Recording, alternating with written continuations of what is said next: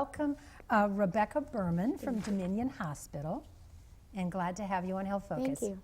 We're going to talk about a very delicate topic, about self-injury. This is not easy, but it's a phenomenon and treatable, and that's why we're so delighted that you've come on the program. Thank you. Tell us what self-injury is, Rebecca. Self-injury is really a hidden epidemic that is very misunderstood, and what you would really need is specialized training to able to work with these individuals. Tell us how this manifests itself. Let's say, talk a little bit about the onset of this condition and how it might manifest itself in I assume it's somebody younger. That's what one would assume. Youth who engage in self-injury often report starting between the ages of really 13 to 15. Okay. The scary thing is that parents don't find out about it until well into 2 years in the behavior. Okay. Now, because it can be hidden. It's hidden. It's a hidden epidemic. And it's really the percentage of people that engage in self-injury. We're looking at 15 to 20% of adolescents report engaging in self-injury in our community. Those statistics are unbelievable. They're astonishing. Yes. And it's very similar to the percentage of individuals, adolescents, who are abusing drugs and alcohol. We know that's a problem. And we know sometimes the numbers are as high as that. Right. Okay. And so that's why you really need a specialized group and specific training in the treatment to work with this population. Now, you would think that just in the DC metropolitan area there'd be tons. Fortunately, that's not the case.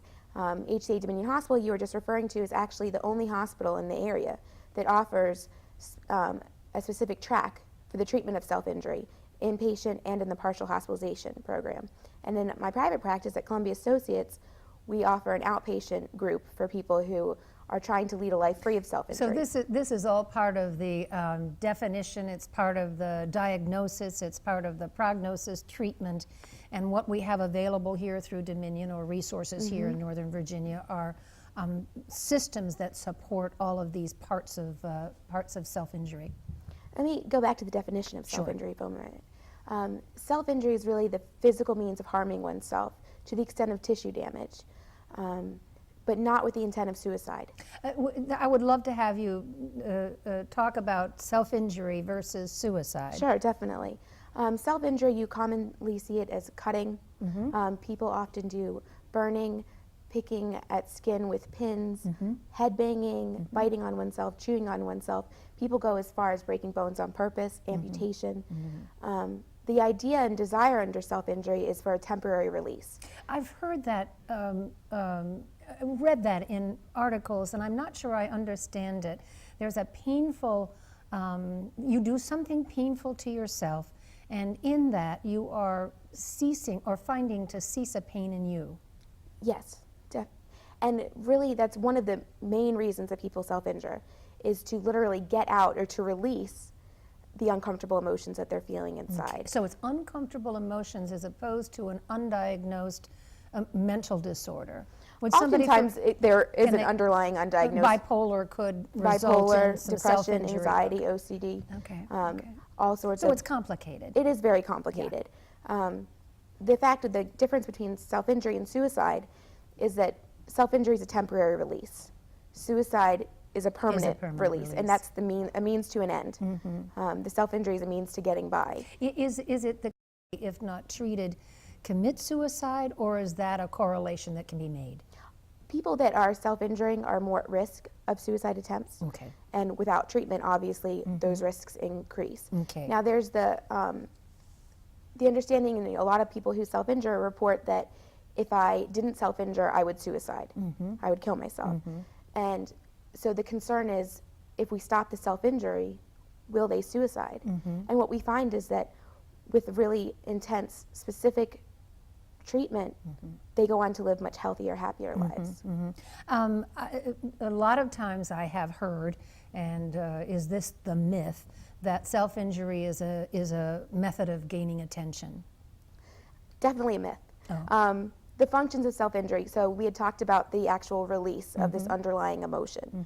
And you have to think that somebody feels better hurting themselves than dealing with the emotional pain inside. Another common reason people self-injure is to feel alive. They feel so numb, they just want to feel something. And that pain is feeling something. The pain is feeling something. They get the emotional response and the physical response from it. There's actually studies that show that there's chemicals that are released in the brain when somebody self-injures. So the scary thing is that it works temporarily. Right. And another reason people self-injure is as punishment, self-punishment. So if an adolescent gets a bad grade on a test or feels like they ate too much, they would punish themselves.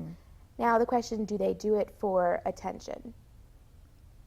It would be easier if everyone just did it for attention, to understand. Right. Then you can give them attention. Right. Then you just give them attention and it's And solved. that's the cure. Right. Those that are doing it for attention are usually doing it for the attention to say to somebody, look, I'm hurting. I have pain inside. I need help. Pay attention to me. And it's a parent's job to get them the help that they deserve. Okay, let's talk a little bit about the parent in a situation like this. First of all, it's something that's disguisable. A parent may not recognize what's happening. What would be some signals or signs that a child would be self-injuring? Great question, because you're right. Self-injurers go through great lengths to keep it hidden. To conceal it. Someone will cut in between their toes, under their feet, inner thighs, hips, on their breasts, wear long sleeves or sweatshirts in the heat of the summer, refuse to go swimming for fear of being found out. So parents really need to keep the lines of communication open. We work a lot with the school counselors because school counselors are one of the main ways that parents find out about self-injury. So a school counselor is just more educated in terms of what to look for and then would let a parent know. Yeah, or sometimes students will come to the school counselor and say, I'm concerned about a friend. Okay. So a parent who's watching this today, could easily go up to their child and say, you can never go wrong by using the friend example, right? So you can go up to your child and say, I saw this talk on self-injury today. I didn't realize how prevalent it was. Right. Is this something that you've heard about between, amongst your friends? And if you ever wanted to talk about it, I'm here. And really all parents have to do is call us up, set up an appointment. We'll do a comprehensive evaluation, which is not just the overall assessment, but parent support, education, and really specific recommendations as to where to go next. Okay. Let's say that a parent through information or observation has deduced that a child is self-injuring. What's the first step for a parent? To talk to the child or to call you?